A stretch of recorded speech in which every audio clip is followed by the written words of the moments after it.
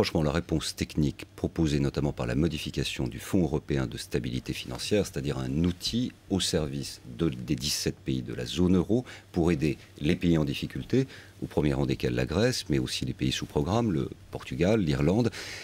Et ce fonds, comme je le disais tout à l'heure, va pouvoir intervenir par précaution.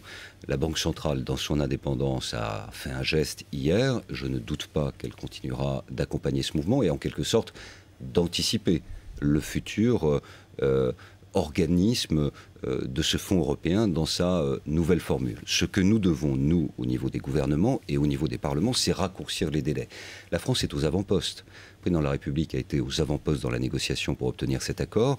Il a été aux avant-postes pour montrer le chemin d'un calendrier court. J'ai défendu lundi dernier au Conseil des ministres la loi de finances qui sera présentée en session extraordinaire dans la première semaine de septembre. On ne peut pas faire plus vite, mais c'est vrai que ce temps, cette problématique, ce paramètre du temps est un élément important pour stabiliser les marchés et redonner confiance. Ce que nous souhaitons, c'est le chemin de la confiance. Je voudrais aussi préciser que les interrogations de la semaine, elles ne viennent pas que de la zone euro. Elles viennent aussi des États-Unis, elles viennent du Japon. C'est donc une question mondiale. Et peut-être que cette approche ne doit pas exclusivement se limiter au périmètre de la zone euro et des 17, mais doit s'engager de manière coordonnée à l'échelle des grandes puissances économiques mondiales. Sur une semaine, le CAC 40 a perdu 10%. C'est la preuve qu'il y a beaucoup d'inquiétudes. François Fillon a appelé à une session extraordinaire le 6 septembre. Qu'est-ce qui se passe si ça continue à baisser? Si la semaine prochaine, on perd encore 10%, qu'est-ce qu'on va dire? Eh bien, aux petits porteurs qui voient typiquement leur bas de laine fondre à vue d'œil. D'abord, il ne faut pas prendre ce qui se passe au mois d'août comme un élément pertinent à l'échelle d'une année, puisque ce sont des petits volumes, l'activité est ralentie. Donc c'est pour ça que je disais qu'il faut garder la tête froide et la distance par rapport à ces événements. Nous sommes dans une situation où il y a relativement peu d'échanges, donc la moindre variation prend des proportions plus importantes. Néanmoins, cette fébrilité, elle existe. C'est un message en quelque sorte pour raccourcir le calendrier et le délai de réponse entre le moment où les chefs d'État disent quelque chose et les parlements votent.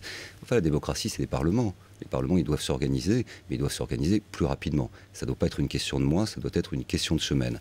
Et en septembre, il y aura des propositions fortes de la part de la France et de l'Allemagne sur la gouvernance de la zone euro. Vous savez que la France préside également le G20 et le président de la République a mis à l'ordre du jour la question de la gouvernance mondiale, la question des agences de notation, la question de ce caractère un peu procyclique d'une note qui arrive sans aucun événement nouveau et tangible pour un pays et qui crée un élément de déstabilisation. Il faudra tirer les leçons, mettre en place les mesures nécessaires. Il y a des idées qui sont sur la table et elles devront prospérer rapidement. Et rapidement, ce n'est pas l'horizon du forestier, hein. Ce n'est pas l'unité à quelques années. Rapidement, c'est presque l'horizon du myope, c'est quelques semaines. Alors, on le voit sans rentrer vraiment dans la technique, on voit que sur l'Espagne et l'Italie, les taux s'envolent. Qu'est-ce qui se passerait si la France aussi était attaquée? Pour l'instant, la France fait partie en Europe des bons élèves. Est-ce que ça peut changer? Et surtout, qu'est-ce qui se passerait si cette situation se changeait? Dans ces périodes de fébrilité ou d'instabilité, nous sommes une valeur refuge. Nous avons une économie diversifiée, une main-d'œuvre qualifiée, nous avons un système bancaire qui est parmi les plus résistants, nous avons un taux d'épargne, je le disais, qui est à plus de 16%, parmi les plus élevés en Europe et même au monde. Et nous avons aussi une stratégie que nous déclinons comme les autres pays pour réduire nos déficits avec des réformes de structure comme la réforme des retraites, comme la révision générale des politiques publiques. Nous ne reviendrons pas sur la matrice de non-remplacement d'un fonctionnaire sur deux. Nous avons des plans d'économie à faire, mais ces économies, on ne les fait pas avec la facilité d'augmenter les impôts. On ne touche pas aux impôts. On n'a pas augmenté les prélèvements obligatoires, on n'a pas touché à l'IS, on n'a pas touché à la TVA, on n'a pas touché à l'impôt sur le revenu, on n'y touchera pas. On va toucher aux dépenses.